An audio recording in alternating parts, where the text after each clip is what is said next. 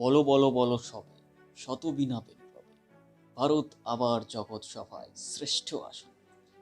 হুম, লিরিক্সের মেলোডিতে মিল আছে, কিন্তু বাস্তবে এর কোনো মিল নেই। বিমান। আপনিও ভাবছেন যে হঠাৎ কেন এমন কথা বলছি। ঘটনাটি শুনলে আপনিও আমার সহমত হবেন। আমরা ভাবছি ছেলেমেয়েরা লেখাপড়া করে ভালো মানুষ হবে, এমন অফিসার হবেন যারা দেশকে বদলাবে, জগৎ সভায় শ্রেষ্ঠ আসন নেওয়ার পদক্ষেপ নেবে। কিন্তু না, আমাদের দেশের অফিসাররা দেশকে নিকৃষ্ট করার উদ্দেশ্যে রওনা দিয়েছে।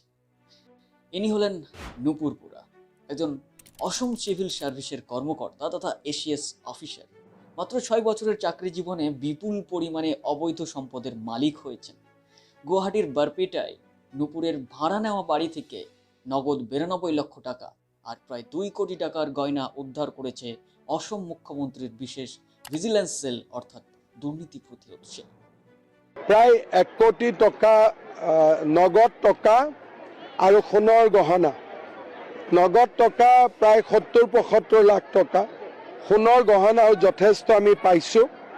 আৰু এই বিষয়াগৰাকীয়ে বৰপেটাত মাটিৰ বহুত গণ্ডগোল কৰাৰ কাৰণে আজি আমি 6 মাহৰ পৰা তেওঁৰ ওপৰত আমি গোপনে ইনকোয়ারি কৰি আছিলোঁ।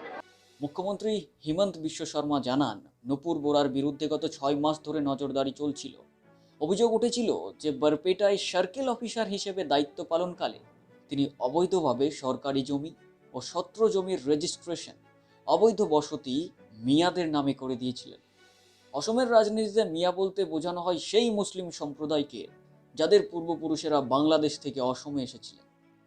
কৃষক মুক্তি সংগ্রাম সমিতির নেতা ও শিবসাগরের বিধায়ক অখিল গগৈ এর আগে বোরার বিরুদ্ধে অভিযোগ দায়ের করেছিলেন।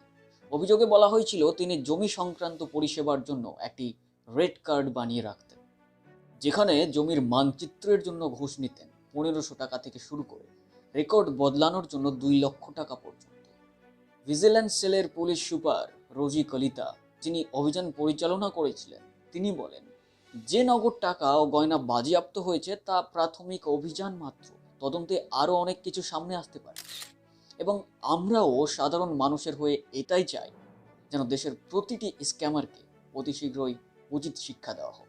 তাহলে যদি দেশ বদলায় তো বদলাতে পারে, কারণ এরা হচ্ছে উই পোকা, ছাড় পোকা আর উকুন জাতীয়। যেখানেই বাস করুক না কেন সেটাকেই ক্ষয় করতে শুরু করে।